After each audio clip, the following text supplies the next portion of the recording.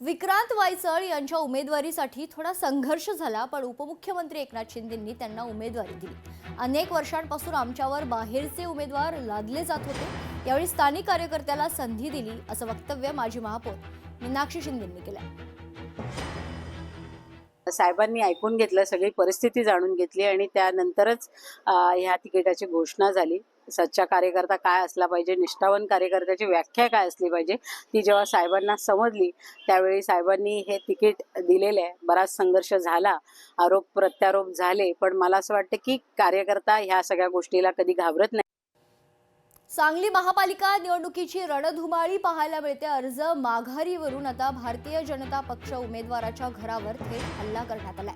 हल्लेखोरांकडून चारचाकी दुचाकी वाहनांची तोडफोड करण्यात आली आहे। संदीप वनमाने यांच्या घरावर आणि मुलावर हल्ल्याचा प्रयत्न केल्याची माहिती आहे। शिवसेनेच्या उमेदवारांना हल्ला केल्याचा आरोप आता होतोय।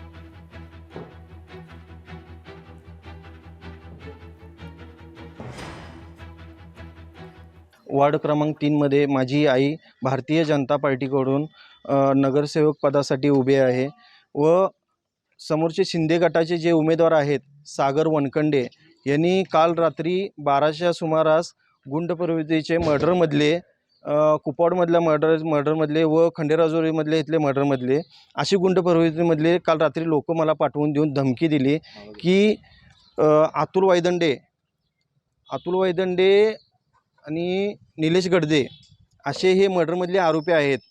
यांनी मला काल रात्री येऊन मला कोयता व रिव्हॉल्वरचा धाक दाखवून मला म्हटले की उद्या सकाळी तू पहिला अर्ज मागं घ्यायचा, सागर वनखंडेचे यांच्या अर्ज तुम्ही ठेवायचा नाही त्यांच्या विरोधात। म्हणजे याचा अर्थ काय आहे? शिंदे गट हे म्हणजे काय गुंड प्रवृत्तीचे अशी लोक पाठवून देऊन आमच्यावरती दबावशाही करत आहेत का?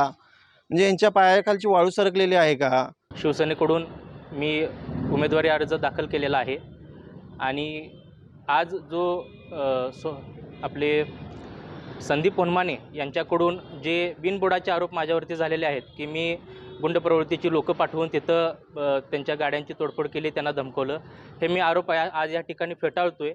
आज ह्या आरोपामध्ये काहीसुद्धा तथ्य नाही असं माझं मत आहे, कारण की जी गुंड वृत्ती ही कुणाची आहे हे सगळं आमच्या जनतेला आणि ह्या भागातील सर्व लोकांना माहिती आहे। हे त्यांच्या जुन्या वैरातून हे जे गोष्टी घडलेल्या आहेत त्याचं खापर हे फोडून सहानुभूतीचं वातावरण करायचं या ठिकाणी वनमाने कुटुंबियांकडून प्रयत्न झालेला आहे। आमचं वनखंडे कुटुंब समाजकार्य, लोकांच्या मदतीला धावून जाणं, लोकांच्या अडचणीला गरजेला पडणं, ह्यावरती आमचं समाजकारण राजकारण घडलेलं आहे। हे गुन्हेगारी वृत्ती आमच्या कुटुंबाची नाही। एक मोठी बातमी समोर येते। दहिसरमध्ये चौथी प्रसाद गुप्तांनी काँग्रेस पक्षाला रामराम केलाय।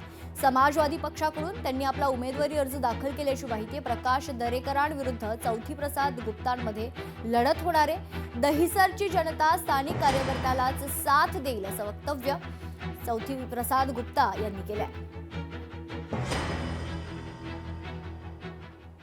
मी पहिला काँग्रेस पक्षामधून गेले 40 वर्ष काम केलं। काँग्रेस पक्षाने माझ्याबरोबर 2दा-3दा म्हणजे घात केलं, त्यामुळे मी आता माझं मन एकदम उतरलेलं आहे। मी त्या पार्टीला सोडून नवीन वर्षापासून आणि नवीन पार्टीपासून सुरुवात करतोय। समाजवादी पक्षापासून मी सुरुवात करतोय। गेल्या वेळी मी दाखवलेला आहे, माझा जो सपोर्ट आहे लोकांचा ते दाखवला आहे। जनता इकडची जी मला सपोर्ट करते, जनताने मला मत दिलं होतं गेल्यावेळी, ते स्कोर पण समोर आहे। ह्यावेळी आम्ही निर्णय घेतला होता की इंडिपेंडंट न जाता आम्ही पार्टीकडून जाऊ आणि इकडचं जे उत्तर भारतीय आहेत, मुस्लिम समाज आहे, त्याचबरोबर जे आमचे मराठी मित्र, मराठी समाजाचे जो लोक आहेत ते माझ्याबरोबर एकदम म्हणजे कांद्याला कांदा लावून उभे आहेत। तर हा सीट आम्ही नेहमी बोलतो की हा घेऊन जाणार आम्ही, म्हणजे आम्हीच जिंकणार आहे। लोकशाही मराठी ऐका, पहा, जागरूक रहा।